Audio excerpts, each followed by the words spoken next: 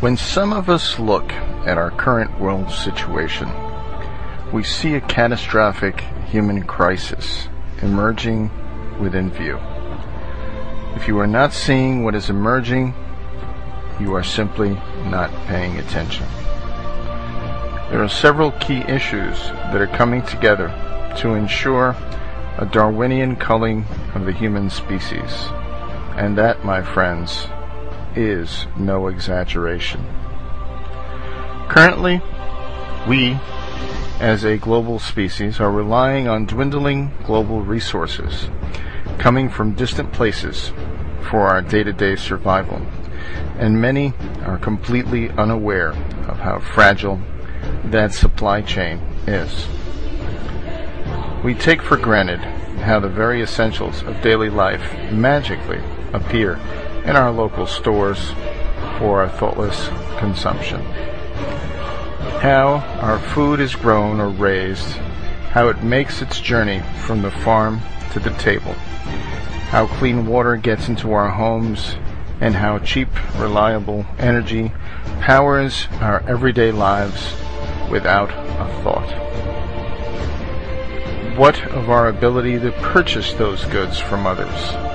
Our everyday life is consumed with the activity of making money. For it is, we are told, with money that we can acquire what we need for our survival and amusement. Our global system has made it so. Without money, without this paper that buys less and less with every ticking second, that we find ourselves in the civilized world unable to survive without it for long. It has become very clear to those that are paying attention that the path humanity is on is headed for a cliff. Human beings naturally have an inclination to avoid the unpleasant. When most people face something unpleasant in their lives, like a bad relationship or a situation that no longer serves them, they most often put off, ignore, or distract the mind with behaviors or mind-altering substances, hoping that the situation shall somehow right itself without facing difficult choices. Of course, this type of denial is psychologically harmful and the reason for most depression.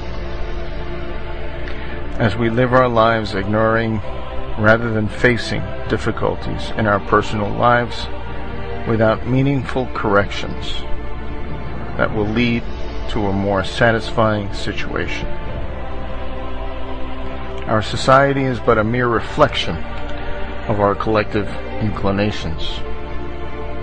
We as a species have a very serious situation in our world that we need to face, but the collective response is increasingly that of denial, myopia, apathy, and our choice to ignore the perils that awaits our near future in the hopes that they too may find magical solutions that do not exist.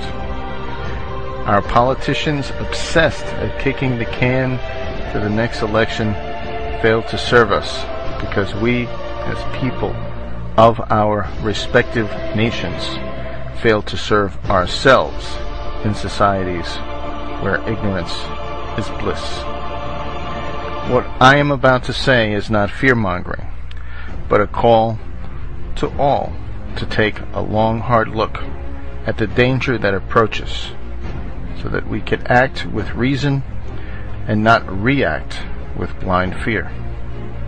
If we as people are fully aware of the risks, we can act proactively and mitigate those risks with intelligent thought and appropriate actions.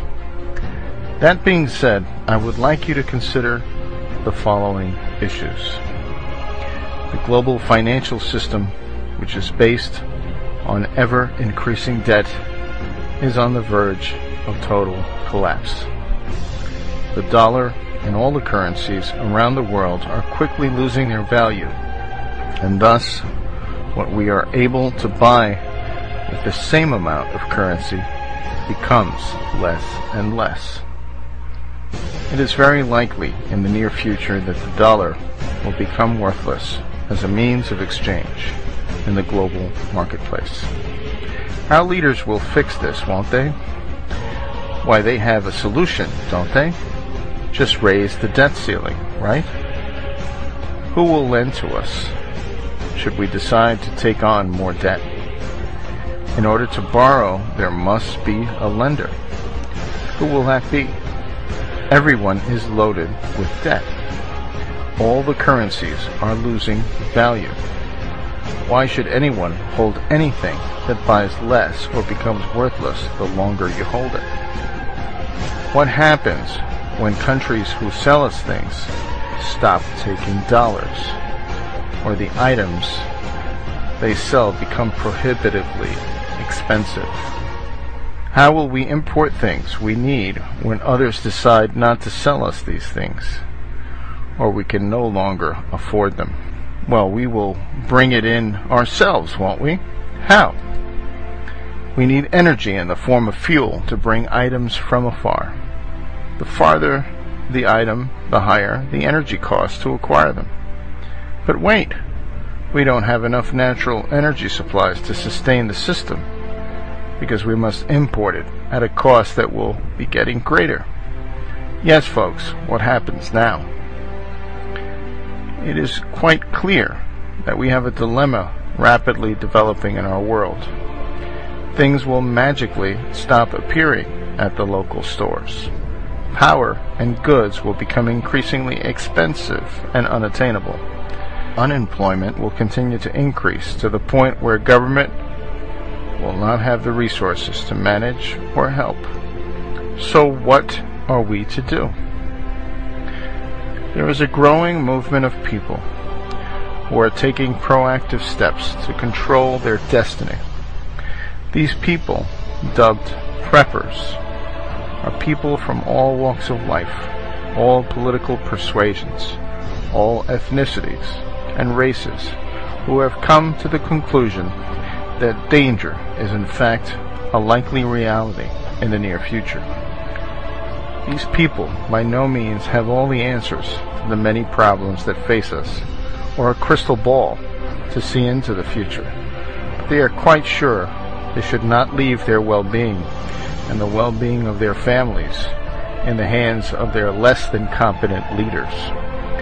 They have seen the writing on the wall and prepare for the worst and hope for the best. These people are storing food and water for themselves and their families in case of some unforeseen event that may interrupt their supply of life's necessities. These people are stocking up in items that may help them in the world unlike the world we have today. The items they store are not items which need disposable parts, but items that have served their ancestors in a time before life's current conveniences. Some are even planning beyond food storage, as the length of such a crisis may be far longer than their supplies will last. Many who can are migrating to places where they were able to sustain themselves with livestock and planted harvests. These people are re-educating themselves with information in the art of self-sufficiency that has been lost to this generation. They are buying weapons to defend themselves from the lawlessness that would ensue in the absence of law enforcement. People who cannot leave their urban environments are growing rooftop gardens and keeping rabbits and chickens in an attempt to offer some renewable source of nutrition in addition to their food sources. Goats have become more common in the suburbs as a reliable alternative to dairy sources. People are becoming proactive because unconventional times require unconventional solutions. These people are becoming less and less fringe and more mainstream. The people are becoming more and more aware that our leaders have no such solution, and the world is quickly headed to a global disaster of epic proportions. When the dust settles, those people, called preppers, shall inherit the earth.